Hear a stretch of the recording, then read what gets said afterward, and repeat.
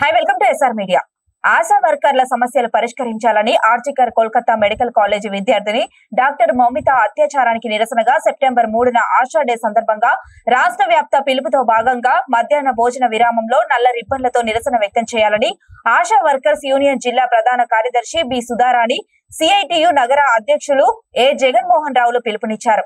శుక్రవారం విజయనగరం అర్బన్ ఆశా వర్కర్లతో వారు మాట్లాడుతూ గత ప్రభుత్వం ఇచ్చిన హామీలకు జీవోలు ఇవ్వాలని ప్రభుత్వాన్ని డిమాండ్ చేశారు. ఈ సందర్భంగా వారు మాట్లాడుతూ పని భారం తగ్గించాలని, రికార్డులు ఇవ్వాలని, రిటైర్మెంట్ వయసు 62 ఏళ్లకు పెంచాలని, సెలవులు ఇవ్వాలని, జీతాలు పెంచాలని, మరో అభయ సంఘటన జరగకుండా పని ప్రదేశంలో లైంగిక వేధింపుల నిరోధక కమిటీలు వేయాలని కోరుతూ సెప్టెంబర్ 3న జరిగే ఆశా డేలో మధ్యాహ్న భోజన విరామ సమయంలో నల్ల రిబ్బన్లతో నిరసన వ్యక్తం చేయాలని పిలుపునిచ్చారు. కార్యక్రమంలో అప్పయ్యమ్మ, కనక మహాలక్ష్మి, వసంత, రేవతి, సోమేశ్వరి తదితరులు పాల్గొన్నారు.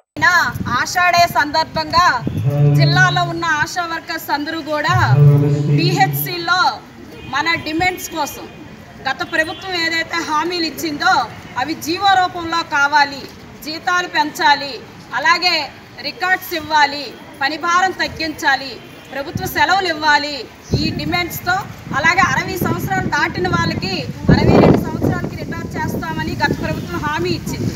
ఆ హామీ అమలయ్యేంత వరకు కూడా ఇప్పుడున్న 60 సంవత్సరాలు దాటే వాళ్ళని రిటైర్ చేయకూడదు అనేది మన యూనియన్ డిమాండ్.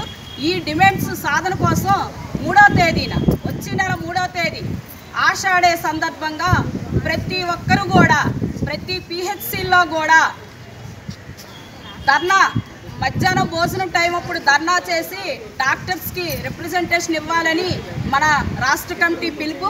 అందులో భాగంగా విజయనగరం జిల్లాలో కూడా జయప్రదం చేయాలని కోరుతున్నాం. అలాగే కలకత్తాలో మహిళా డాక్టర్ హత్యకి సంబంధించి కూడా నిరసన కార్యక్రమం 3వ తేదీన చేయాలనేది యూనియన్ నిర్ణయం చేసింది.